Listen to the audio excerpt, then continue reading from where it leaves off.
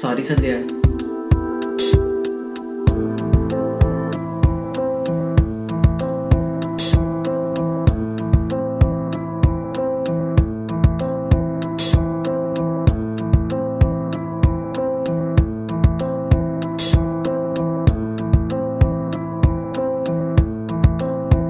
Thank you.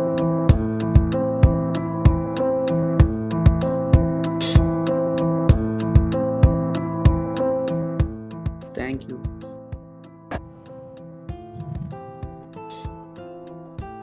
Arjun, happy Sankranti.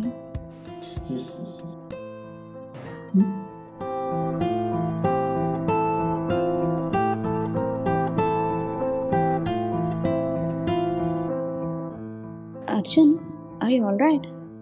Yeah, perfectly alright. ఎందుకు అలా అడుగుతున్నావు?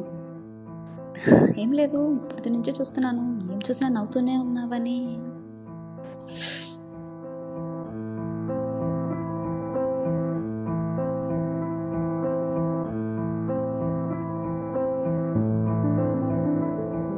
Well, my dear staff, here's another project for us. Sankranti సందర్భంగాను మనొక new డిజైన్ని చేయబోతున్నాం. యాజ్ సూన్ యాజ్ వెల్ మీ డిజైన్స్ అన్నీ కూడా ఈవినింగ్ 5 కల్లా నా టేబుల్ మీద ఉండాలి. ఓకే?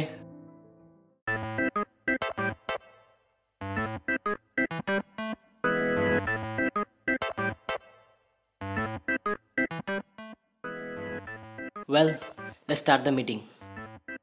అందరికంటే ముందు మనం రాజేష్ డిజైన్ చూద్దాం. బాబోయ్, ఏంటిది? భోగి మంట సార్. భోగి మంట. మంట అనుకున్నాను అదే వేస్తావని. అయినా కానీ పైన మంట పెట్టావు, కింద కర్రలేవి? మంట పెట్టినా కదా సార్, కట్టెలు కాలిపోయినాయి. ఖాళీ పోయినాయి. పోయాయా? అవునా? కూర్చో.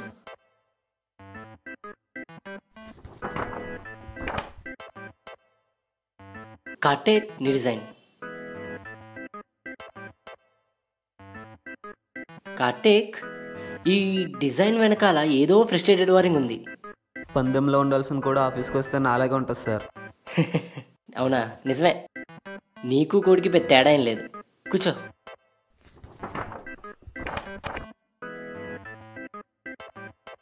ఏంటమ్మా సంధ్య, వీధిలో ఉండాల్సిన ముగ్గులన్నీ కూడా నీ డిజైన్లోనే ఉన్నట్టున్నాయి.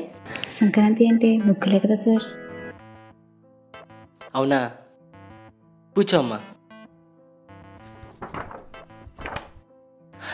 ఇప్పుడు పూజ డిజైన్ చూద్దాం.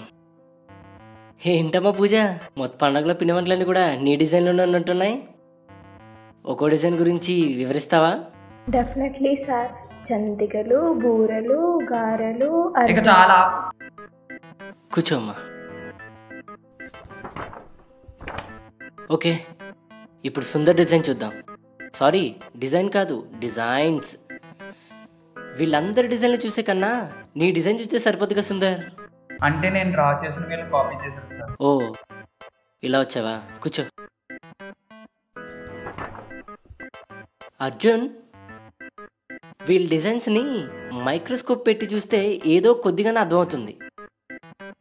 అసలు ఈ డిజైన్తో ఏం చెప్పాలనుకున్నావు? సార్, నాకు ఇది ఎక్స్ప్లెయిన్ చేయడానికి నాకు కొంచెం టైం కావాలి sir. Okay, take your time. Well, ఈ డిజైన్ చూసారు కదా. ఈ డిజైన్ చూసాక మీ అందరికి ఏమర్థమైంది? ఎవరో సూసైడ్ చేస్తున్నారు కదా? ఎస్, కానీ ఎంతమంది గమనించారు అది తాడు కాదు, కండువాతో ఊరేసుకుని చనిపోయిన ఒక రైతు అని? No one. సార్, నాకు డౌట్. సంక్రాంతి పండగ మనం చాలా ఘనంగా జరుపుకుంటాం కదా, కానీ ఎంతమందికి తెలుసు ఆ పండగకి కారణం ఒక రైతు అని? హార్డ్లీ 40%. సార్, ఇక్కడ మనం మర్చిపోతుంది ఆచారాలను కాదు సార్, ఒక గుర్తింపుని. మనకు ఒక డాక్టర్ అవసరం ఉంటుంది, ఒక పోలీస్ అవసరం ఉంటుంది, కానీ రోజు కాదు. మనం ప్రతిరోజు మన 5 వేళ్ళు నోట్లోకి వెళ్ళాలంటే ఒక రైతు అవసరం మాత్రం ఖచ్చితంగా ఉంటుంది, కానీ అది మాత్రం మనం గుర్తించాం. రైతు అవసరాన్ని గుర్తించకపోయినా పర్వాలేదు, కానీ అతను ఒక మనిషిలా కూడా చూడట్లేదు. ఒక తల్లి తన పిల్లలకు అన్నం పెడితే దాన్ని ప్రేమ అంటాం.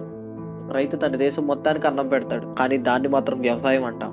మీ దృష్టిలో పదాలు వేరవచ్చు, కానీ సారాంశం మాత్రం ఒకటే. మీరు మీ దేవుడికి ఎంత విలువిస్తారో నేను నా రైతుకి అంతే విలువిస్తాను.